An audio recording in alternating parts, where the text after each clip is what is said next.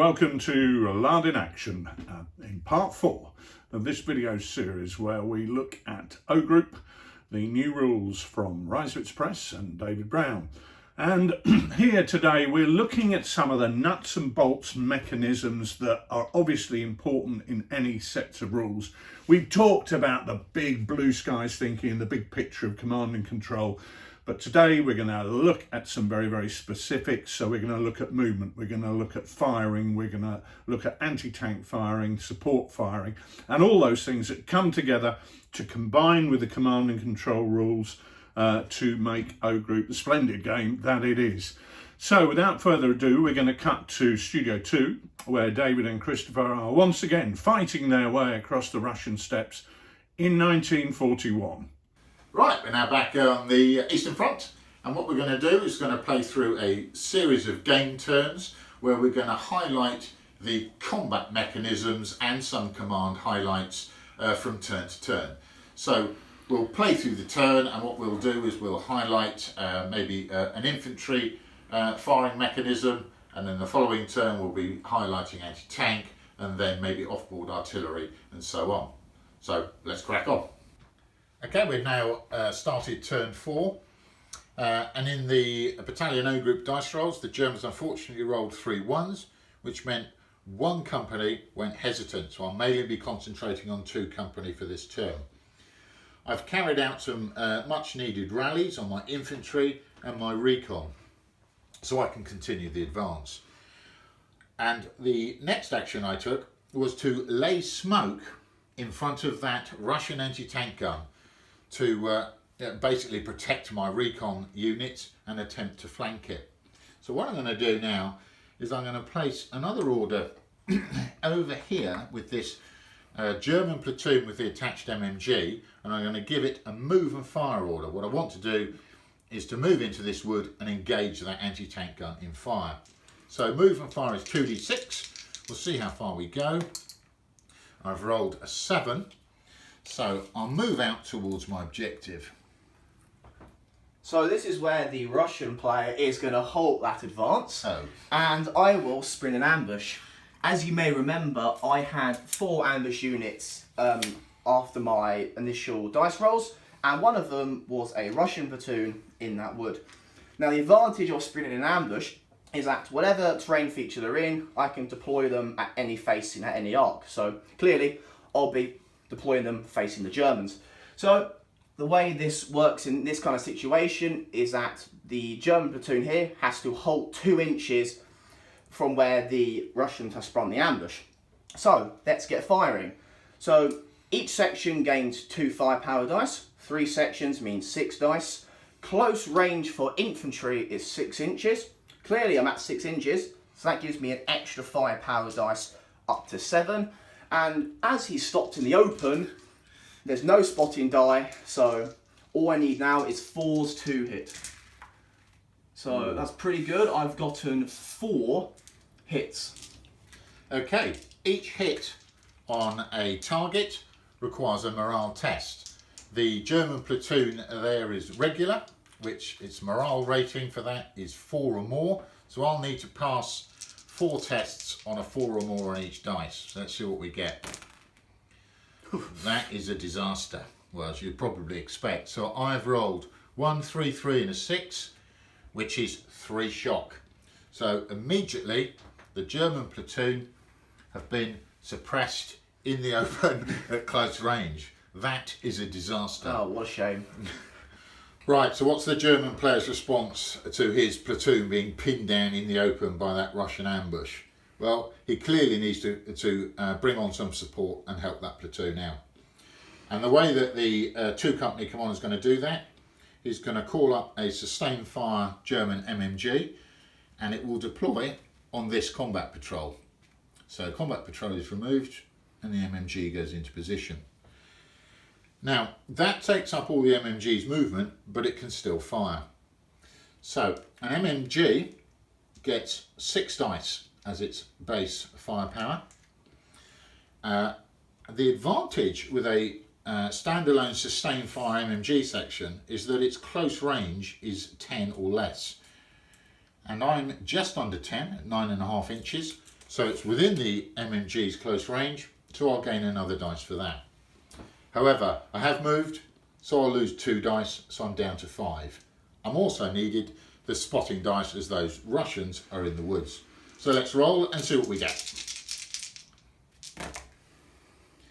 Right, the result is a 1 on the spotting dice and just 2 hits out of the 5. So clearly they've deployed, they've not really seen the enemy and just put down some fire. So just 2 hits on that Russian platoon, and we'll test their morale now. Here we go. So even though the Germans didn't spot me, I still take 1 shock, because when I'm not spotted, to pass I need a 3+. So I've passed with the 5, but a 2 is still a fail, so I've taken 1 shock. Okay. So I'll mark them down with 1 shock, but that isn't too bad. And we'll leave it there. So we're now reaching the end of the German phase, and what the German player clearly needs to do is he needs to sort out that platoon that's been ambushed, rally off shock and keep it moving. So the way I'm going to do that is I'm going to issue a company commander order from the 2 company commander. First of all, I'm going to need him to move up and to get to within 18 inches, which is one of the few command radiuses we have in the rules, but that just represents his ability to issue orders. So, order into him first. Now, a company commander always takes a rapid move, which means he has 3 dice and takes the best 2. So, I've rolled a 1, a 2 and a 6. 1s can be re-rolled once, so I'll re-roll that. Comes as a 2, so he moves 8 inches. So he'll get, as his tactical bound, to the far hedgerow. Now he's within range. We'll just double check that. Yeah, 15 inches. So he can issue his company commander order. Now, the order he's going to give to that platoon is what's termed as a 1d6 rally. And that allows me to rally with 1 dice, and then if I'm successful, I can take a fire or move action as well. If I fail, I can only take 1 action, so I could either rally off 1 shock, move or fire. So it's basically, if you're successful you get 2 actions, if you're unsuccessful just 1. So first of all, let's see what the order cost is for issuing this company commander order. First of all, a rally, 1d6 rally will cost me 1 order, and then we'll roll the dice to see what the extra is. I've rolled a 6. That's a fantastic result. Now a 6 for the company commander roll means there's no extra to that order cost. Clearly, very good lines of communication, straight through, and the order's being acted on. So now we can move back to the platoon. Now I have the 1d6 rally first. They're regulars, so they'll rally on a 4+. Now the advantage with it being a company commander order is that I get a re-roll should I fail their rally. But let's see what we get first. I've done it, I've passed, so I can rally off 1 shock from 3 down to 2, and I can still fire. 2 shock means they're still pins, they can't advance, but they can fire. So I'm now going to fire with that platoon, and we can cover how an attached MMG works. So, the attached MMG will form the sole fire base of the platoon, and each section will gain a re-roll for the MMG rather than adding its dice. So what do we have? So we have 6 dice for the MMG. Clearly we're at close range, so I gain an extra dice. However, there are negatives. Because I've rallied, I'm going to lose a dice because I've used a dice to rally with.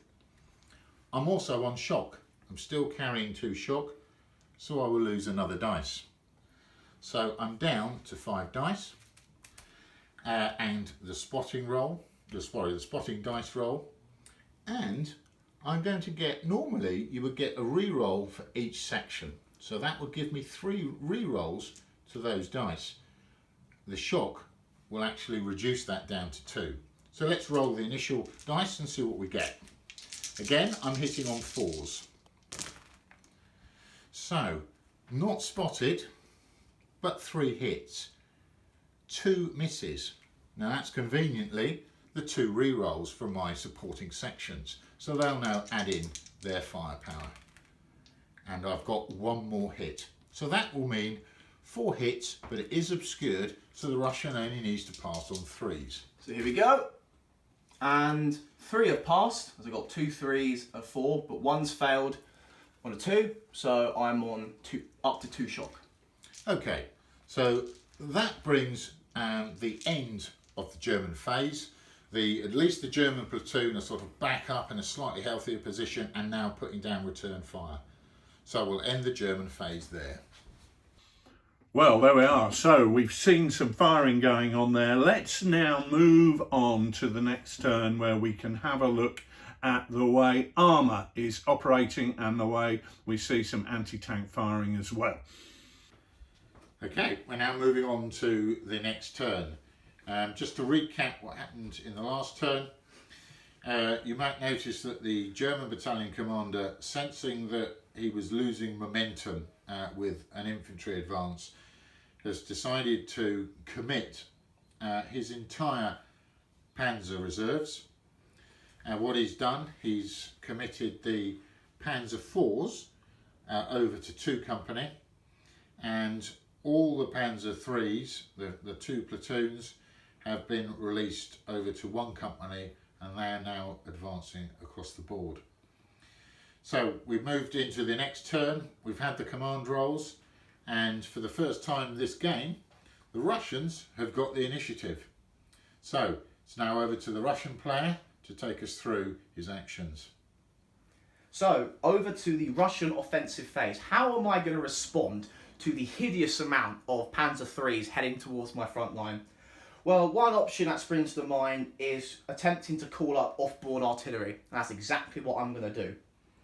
As you might remember from one of our previous videos, a disadvantage of being a second-rate battalion, as I am with the Russians, is I need to be on 5 or more HQ orders to be able to even call it in. I'm on 6, so now I'm allowed to call it in. So what are my options? I can either try and request regimental artillery, which against tanks isn't as effective, but it's easier for me to get, or I can call up divisional, which means it's much more effective against tanks, a lot more dice, but harder to get. So I'm going to risk it and attempt to call up divisional. Now, with all artillery, it costs you 2 orders to bring in the mission. So I'll place my 2 orders there. To signify I've used them. Now, a quick note, if you are later war American or British, it's actually slightly easier for you to get these off-board missions. However, as I'm Russian, it's as hard as it gets. So you roll 2d6 to see what you get. So I've rolled a 7. So annoyingly, if I was American or British, I would actually have got something. But however, as I'm Russian, I need a minimum of 8 to get the big divisional off-board missions. So 7 means I failed, and those 2 orders have effectively been wasted. So, after the Russian off-board artillery quest was unfortunately denied, I've had to come up with plan B to counter the Panzer III advance. So what I've done is I've committed the T-34 platoon that was assigned to 2 company. It's moved up the top of the hill and it's going to engage the Panzer IIIs. Now, Russian tanks do have disadvantages, One is their class as a poor AFV, which means unless I'm at close range, which is, for tanks is 10 inches, I always apply the spotting die. Secondly, due to terrible Russian manufacturing, I can't go hold down on top of hills, which means when I'm sat up here, the German tanks, if they wish to fire back at me, don't need to roll the spotting die. But I've got no options, so I have to do it. But moving on top of this hill has allowed, or an opportunity I should say, has arisen for the German player to react to this movement. So what is he going to do? Okay, so my lead Panzer platoon could attempt to opportunity fire at those T-34s as they advance up to their position on the hill. However, the downside of tanks attempting to opportunity fire is that they have a 50-50 chance of failing because of their basic poor visibility. So I'm going to decide I won't opportunity fire, I'll react fire once the Russians have come to a halt and completed his actions. So let's go on to the anti-tank fire. How does it work? Well, firstly, I'm actually firing these T-34s at the Panzer IIIs at over a range of 30 inches, which normally I wouldn't be able to fire at, but because I'm elevated, I can fire at these longer ranges. But it also means the Panzer IIIs can fire back at these longer ranges. So, as I've got two sections firing, one T-34 will fire, let's say, at that Panzer III here, and the other one will fire at the second Panzer III there. So, how does anti-tank fire actually work in principle? So each tank section rolls 2d6. So I've got two tanks firing, so I need to roll two pairs of 2d6. The base factor to hit is 7. However, I've moved, which incurs a -1 modifier, so I need an 8 to hit. As you might remember, Russian tanks are poor AFEs, which means I always apply the spotting die. As I'm firing as a platoon, I only need to roll the spotting die once. So let's see how this goes. So I'll fire with the first tank. I've rolled a 5, which is a complete woof. And the second one, I've rolled a 7, which is also a miss because I moved. So not going to roll the spotting die, no point. A complete fail by the Russian T-34s. Right, we now come to the German react fire against the T-34s. So how does this work? Well, both tanks in my platoon are able to return fire, and they will simply choose a tank section apiece. Now, fortunately for the German gunners, the Russian tanks can't go hull down, so there's no chance of them adopting a hull down position, and therefore I don't have to roll the spotting dice. As we recall, the 7 is the base number to hit. I've no modifiers, so we'll see what we get. The first tank is rolled a 10, which is interesting because that represents a critical hit, and we'll come back to that. Then the second tank rolls a 9, so that's hit as well. Okay, so how do we adjudicate the results? Well, the Panzer IIIs, as we said in this game, are armed with their short 50mm guns that give them an armour firepower rating of 5. Now, a critical hit is any roll that is a modified score of 10 or more, and that gives you a +1 on your firepower. So I've moved up to 6, which actually I'm going to need because the defensive armour of a T-34 is 7. So we now move over to the Russian player, and he will explain how he makes his rolls for defending against that shot. So what's the procedure once a tank has been hit? So if a tank section gets hit, you need to roll 2d6. Now the way this is modified is, in this scenario, for every point in which my armour factor is greater than the gun factor, I add a +1 to my dice roll. So in this case, my armour of my T-34 is a 7. The short 50 is only a 5, so I'm +2 on the dice. And as you might suspect, I'm going to do the 9 which you rolled first. So here we go, with a +2 on the dice. I've rolled a 6, it goes up to an 8, which results in just one shot on the T-34. So I'll put that there. For the second Panzer III that got a critical hit, his gun factor is now a 6, which means I've only got a +1 modifier on my dice. So here we go. I've rolled a 5, modified up to a 6, which means it's been a lucky shot and it's resulted in a damaged, which represents either one of the tanks is not very operational, its operational effectiveness has been reduced slightly, or maybe one of the two tanks which this model represents has been knocked out. We've now moved on to the German defensive phase, and with my first action I ordered this Panzer III platoon to engage the T-34s on the hill, with the idea of being able to leapfrog forward the second Panzer platoon. Unfortunately I didn't do very much damage, only inflicted one shock, so 2 platoon over here, I'm going to have to get going and take a risk. So I'm going to give them a move and fire order. So that's 2d6 plus 2 for the move, and we'll see how far they go. So that's 7, and 2 is 9 inches. So my tactical band will obviously end near the woods, and my target will be again the T-34 on the heights. So literally I'll be firing at one section a piece at the T-34s. I have moved, which means my base to hit 7 moves up to 8. I still don't need the spotting dice because T-34s can't go hull down. So the first Panzer needs an 8. I've missed, I've rolled a 5. What a shame.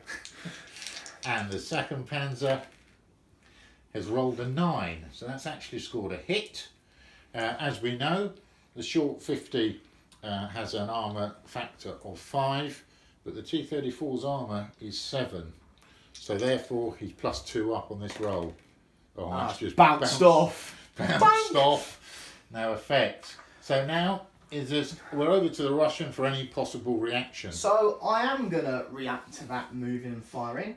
As you remember, during the game setup, I had the choice. I could dig in something here. I could either do my 45s, or I could do my BT7s, or I could leave it empty. However, empty.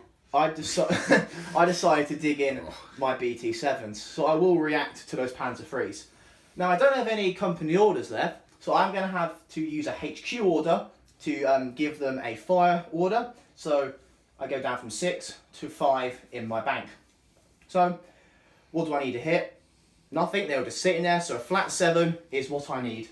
And I'm not at close range, so I still need the spotting die. So I'll do the spotting die first. I've seen, which is very good for me. And now 2 shots. First one, missed. Hey. And second one, I've actually managed to hit. So my gun has only a gun factor of 4. The Panzer III front armour is 5, so he's 1 up on his dice roll. Alright, so here we go. Here's the damage roll with our +1. Double 1. Up to 9. That's had no effect on the Panzer's fine frontal armour and bounced off. So we'll leave that tank action there. We've now moved on to the next turn, and the Germans have won the initiative. One of the issues concerning the initiative is that we actually drew on our dice scores, but one of the German battalion characteristics is their mission tactics, which enables them to win a draw. They won't gain an extra order, but they do get the initiative. So that's one of the advantages of a German battalion. So what are my options in this turn?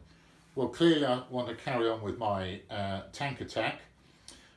In the previous turn, over on the other side, I also moved up the Panzer IVs to assist me to get the second BUA. But it's on this flank with one company that's the main issue. And what I intend to do is I intend to bring in one of my off-board artillery support missions onto that tank position to hopefully break it up or clear it. In the previous turn, my foo, who's now situated here, had moved over, so he had a good view of the Soviet tank positions.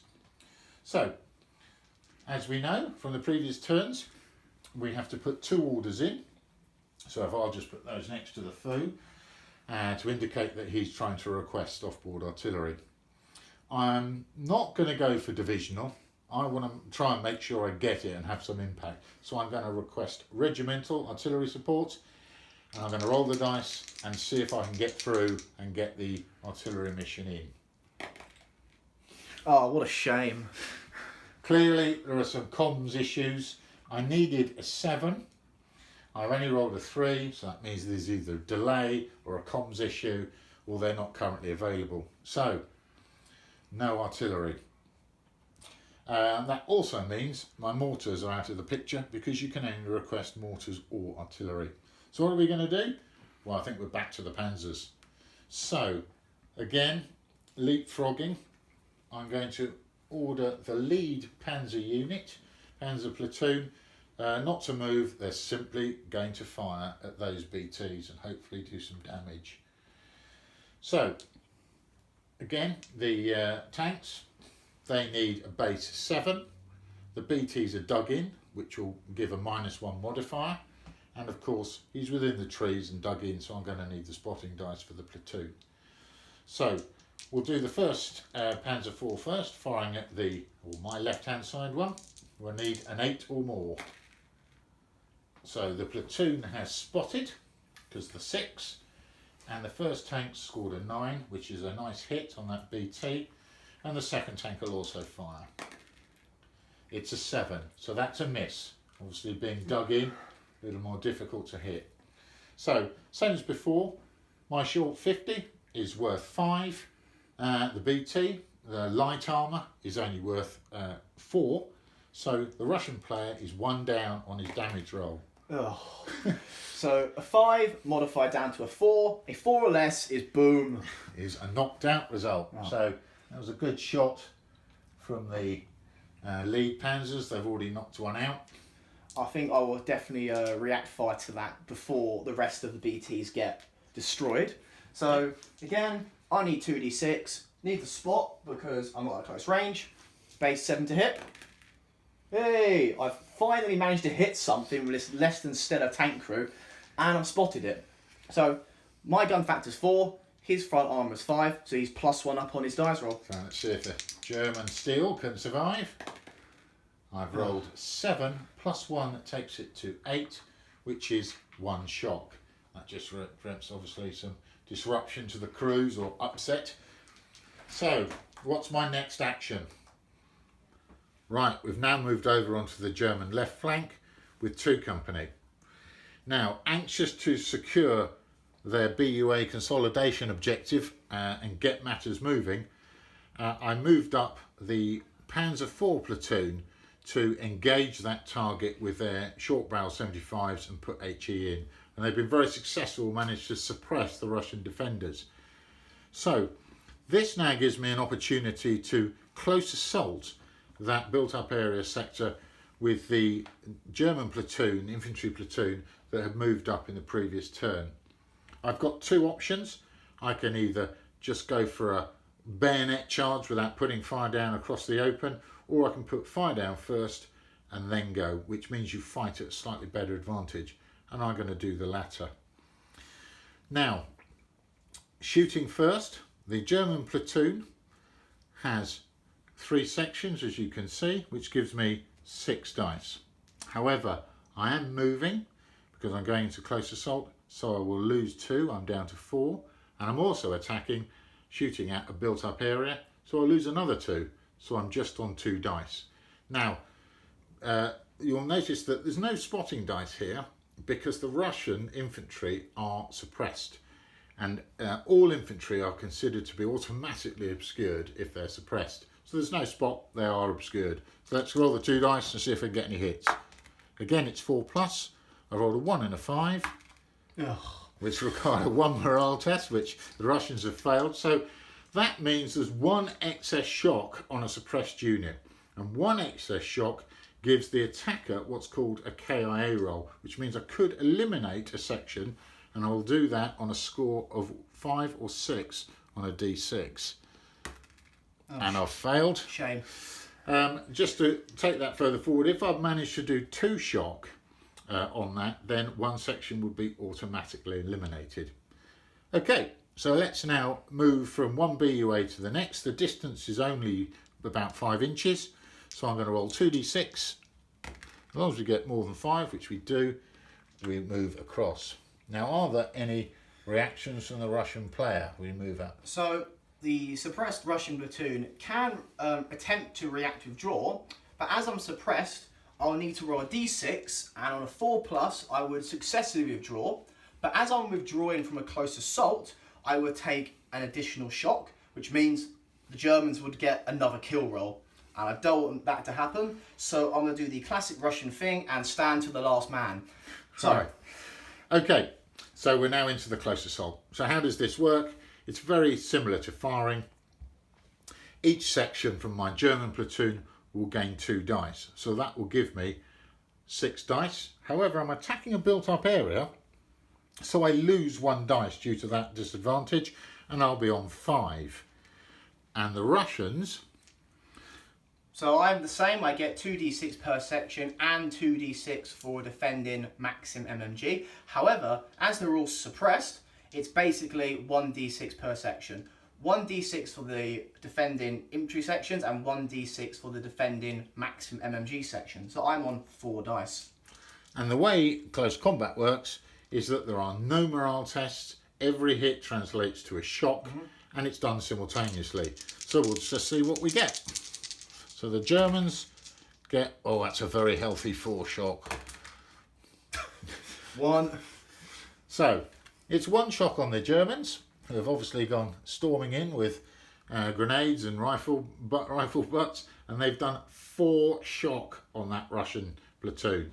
Now, as we explained before, every 2 shock is an automatic kill, so therefore that's 1 KIA section is KIA'd, and that's the second. So 2 sections from that Russian platoon have been wiped out. Now, quick note, as I have an attached weapon with the platoon, to verify whether the attached weapon has been eliminated or not, for each KIA I can roll a d6, and on a 1 or a 2 it's the attached weapon. So there are 2 KIAs, so I roll 2d6, and a 1's appeared, which means the maxim is one of the KIA sections. So I'll remove the 2 sections there as casualties. So what happens now is that the Russian platoon will immediately retreat, which is a 3d6 roll, and all 3 are counted. They've gone very far back. They've scarpered back into the woods. And the German platoon, because it won, can immediately occupy and garrison the built-up area sector. And also as a bonus, they're allowed to have 1 attempt to rally off 1 shock. So we'll see if we can rally off 1 shock. We don't, so we stay on 1. And that's the conclusion of the German phase. Right, so it's the Russian phase, and desperate times call for desperate measures. I'm going to try and call in off-board division artillery on the advancing Panzer IIIs. I've got 5+ HQ orders, which means I can still bring in off-board artillery. I've placed my 2 orders, so let's see what I get. Oh, finally, right, I've rolled a 10, which is very good. So for this time of the war, 1941, I believe a 10 will grant me heavy howitzers. So the way divisional artillery works is on your aim point, which was this Panzer III, I have a 6-inch beaten zone, and everything in it is hit by the artillery barrage. Now, that is all 4 of the Panzer IIIs, which is very nice indeed. And each one of those tanks will be hit individually. So, first things first, I've got to roll for accuracy. So, normally, I need a 7 to be on target, and anything less is not so ideal. So, I rolled an 8, which I'm on target, which is good, which means when the German player has to save, he saves on 4s, whether if I got harassing, it would be 3s. So, the way heavy howitzers work is the lead or the first target gets hit with 9d6. The next one's 8, then it's 7, and then it goes down to 6, and it stays at 6. So, let's get a hideous amount of dice for this. So, 6, 7, 8, 9. So, the first Panzer III takes 9d6, hitting on 4s. Oh, that's a lot. That's 6. Take that. So 6 hits. Now you'll note that there's no negative modifiers against heavy artillery. My poor tanks are just going to have to suck it up. So 6 saves on 4+. Oh. Well, there's 2 saves there, and that places 3 shock on that Panzer. Now, it has an extra as well, so 3 shock will immediately suppress it. It has an excess shock. There's no kill rolls on tanks, so it's straight to damaged. So that's taken quite a blow. Very nice. Right, second tank will be the Panzer III, which has 1 shock already. So, again, I've done a very good 6 hits. Nice. Oh dear. Poor Panzers. So, on the Panzer, it's a similar result. 3 shock. 3 saves, 3 shots immediately suppressed, but it's already carrying 1 shot, so that's straight to damaged as well. So very good. That platoon's almost written off. And finally, third Panzer will only take 7 dice. Oh God! 6d6 hits again. Stop rolling so high. So clearly a very accurate artillery stock this is. So 6 saves. Oh no, nearly 4. So 4 saves, that's 2 shock. Was it that one there? Yeah, it was that one there. So take another 2 shock on that one. So that's 2, and then the final one. And this one only gets 6 dice. So here we go. Not very good, only 1. Oh, that's more like it. Clearly it's missed that tank. Yeah, petering out as it reaches there, and we've saved. So that's okay, but that was pretty devastating against my lead Panzer platoon.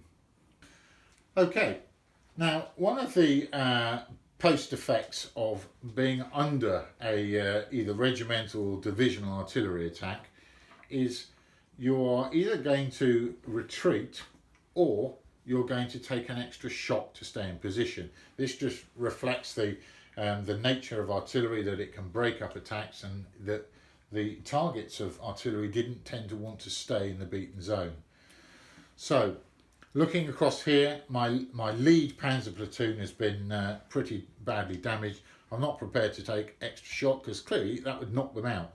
So, 3 dice, I will retreat to that Panzer platoon back, and they go back 9 inches, which is going to get them back beyond the woods.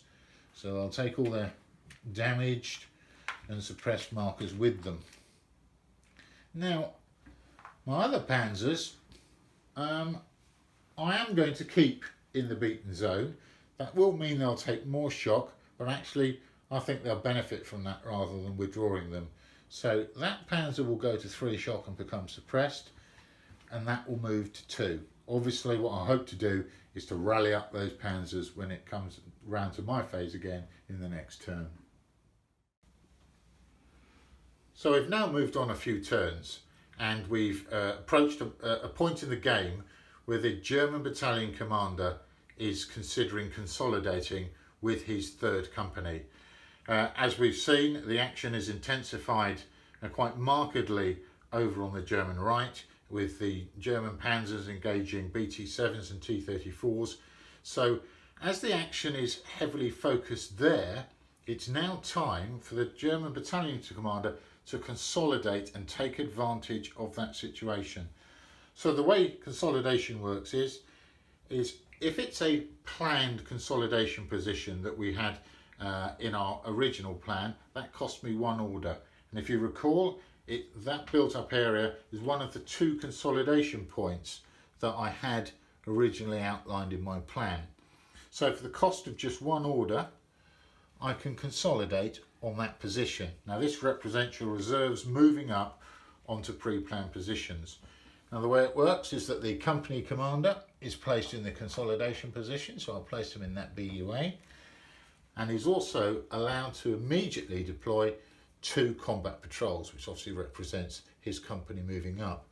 So I'll deploy 1 combat patrol there, and I'll deploy another just on the corner by the railway line. So again, my objective would be to push perhaps down that railway line, outflank the Russian position and get into that BUA while he's distracted with the tank combat. So there you can see how effective consolidation can be and how important timing is for consolidation. Now the Russians, of course, can react to that. So in the Russian phase, I could potentially also consolidate with my 3rd company on the right flank and try and repel the German 3rd company coming up rather swiftly. Now, normally, my 3rd company would only have 2 infantry platoons left in it because of the opening bombardment casualties. However, this leads me on to one of the Russian characteristics, which I mentioned earlier, is when I do lose that initial infantry platoon, it's immediately replaced with a green infantry platoon, you know, bringing up the conscripts, as they say, to sort of throw them into the front line to get slaughtered. So if I did want to consolidate in my phase, I would still have 3 infantry platoons in that consolidating company, but one would be a bit ropey to say the least. Now, I still have plenty of supports and reserves for 2 company not already on the table, so I feel like I'm gonna relax a bit and wait to see what develops.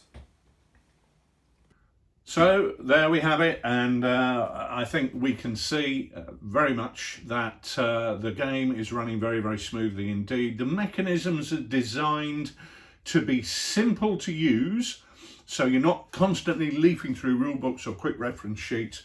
And with that emphasis on command and control, it encourages you, the player, to place the emphasis on making those top level command decisions and then seeing how your troops apply them at the bottom level. So we hope you've enjoyed this video, and we will look forward to seeing you soon. We've just had news from the printer that the rules are due for delivery on Monday. So we're going to be getting ready and looking at sending out overseas orders towards the end of next week. And obviously UK orders are going to be following straight on with the launch on the 1st of March. We look forward to seeing you soon, and we hope you're looking forward to receiving your copy through the post.